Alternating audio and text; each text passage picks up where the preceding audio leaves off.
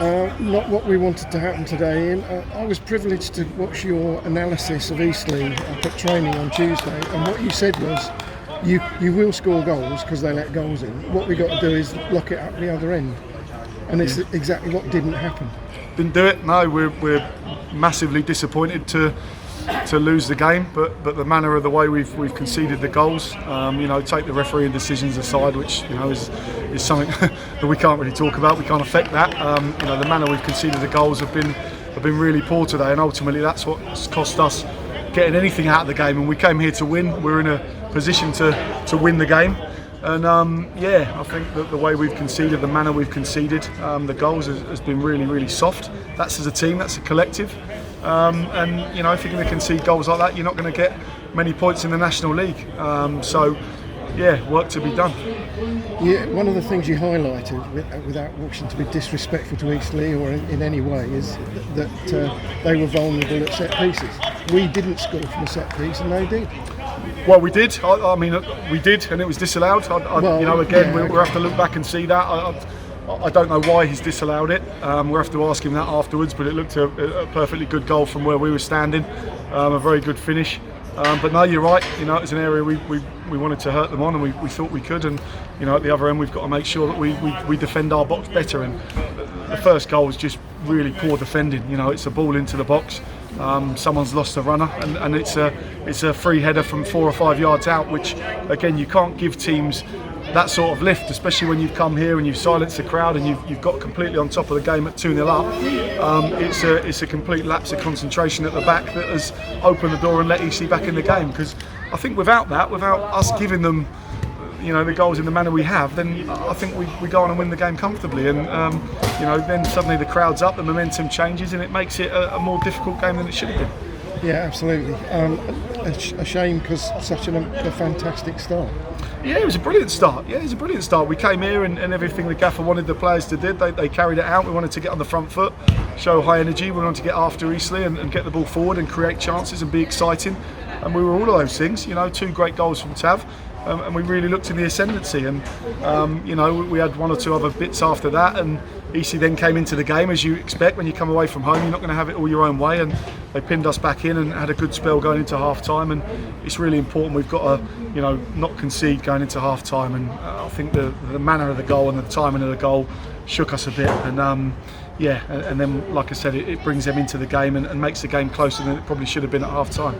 Yeah, and as a personal point of view, as a spectator and a supporter, 2-1 is the score I hate the most, because it's the most nerve-wracking score, because the next goal decides the game, really, doesn't it? And whichever way. Yeah, and the message at half-time was to come out and try and get the third one. We've scored within 2 minutes. I think the restart had it disallowed, so it would have been a great time to score and put ourselves in a really commanding position. But we still wanted to try and attack and keep going forward, and I thought we did, especially early on in the second half. And that was always the intent, to keep going forward. But you then expect a bit of an onslaught coming the other way, and that came, and ultimately we've not dealt with it. But I think the first penalty people will see, hopefully when they see it back, it's a game-changing decision. And I think when you throw in the disallowed goal for us, along with their penalty decision, the first one.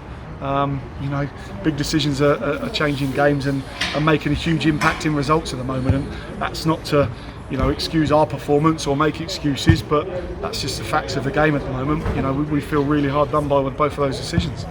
Yeah, and because of cancelled games, it's going to be Saturday, Tuesday for a couple of weeks now, starting with Tuesday coming, and it couldn't be a much tougher fixtures. Yeah, but I've just said there to the BBC, there's no easy or tough games. They despite what they look like on paper, it's not that. This National League's relentless, especially this year, and you've got to take each game as it comes and just approach it in the right way. And I think we need to focus on ourselves. There's obviously a little bit of work to do between now and Chesterfield. We'll obviously watch them. I think their game's on the TV about to start tonight, so we'll watch that. But we need to focus on ourselves. We need to analyse what we've done today and see where we need to improve. And we keep needing to make improvements. By no means did we think we were going to be the finished article in the first 4 or 5 games of the season. But we need to make improvements. We need to do it very quickly. Because results like today aren't acceptable for this group. We're better than that, and we demand higher standards than that. And from a game we should be winning and the position we should be winning, we've we've come away with nothing, and that's very, very frustrating. Was the 2 weeks off, if you like, was that a factor? Did we fade in the second half? Well, it looks that way. It looks that way. It didn't look that way in the first 20-25 minutes of the game, where I thought we were, really dominant, and we've come away from home and been the dominant force in that early on. Did it catch up with us? Maybe. You'd have to maybe ask the players that. I think again that's maybe a bit of an excuse, but certainly to only play 2 games in 4 weeks is tough. You can't get that momentum and that rhythm with your play, but we've tried to do what we can, and we can't do anything other than that. And we've just got to make sure now that with a run of games we get some momentum going, and we try and really kick on now, because no season is won or lost on one game. It's frustrating today, it's disappointing. We get a great opportunity now in a couple of days' time to put that right. Sure. And finally, there were a couple of players who weren't available to you today, but Dyer has said that they should be available on Tuesday. Musa was quite close, but it was too much of a risk probably to play him today. It came a bit early for him in terms of an injury that he's had, but hopefully he'll be available for Tuesday. And then Blocky had an illness, a non-COVID related illness, so he wasn't quite ready and available for selection either, but both should be back in the group available on Tuesday night, which would be a plus as well. And just before I finish, just want to say for the fans, a massive thank you for the fans. They travelled in their numbers again today, really got behind the lads, and that doesn't go unnoticed. We're gutted for them, because we've sent them home today disappointed, but really appreciate their fantastic support today, and hopefully they'll keep getting behind the team and backing the team, because it means a lot, and hopefully it will drive us on in the next few weeks. Let's hope so. Look forward to seeing you on Tuesday night. Thanks very much. Thanks.